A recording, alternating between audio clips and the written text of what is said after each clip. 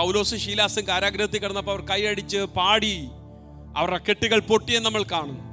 എന്നാൽ ഓർക്കുക, കെട്ട് പൊട്ടാനായിട്ടായിരുന്നില്ല അവർ കൈയടിച്ച് ആരാധിച്ചത്.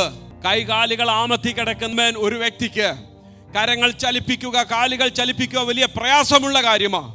എന്നാൽ പ്രയാസമുള്ള സാഹചര്യത്തിലും അവർ ദൈവത്തെ ആരാധിച്ചു.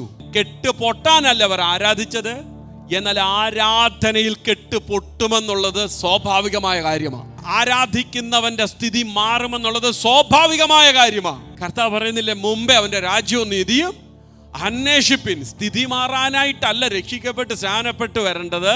പിന്നെയോ ദൈവത്തെ, പാപിയായിരുന്ന എന്നെ, ദൂരത്തായിരുന്ന എന്നെ മകനാക്കി തീർത്ത ദൈവസ്നേഹം ഓർത്ത് നന്ദിയാൽ നിറയപ്പെട്ട ഹൃദയത്തോടെ വേണം ദൈവത്തെ മഹത്വപ്പെടുത്തുവാൻ, ദൈവത്തെ ആരാധിക്കുവാൻ.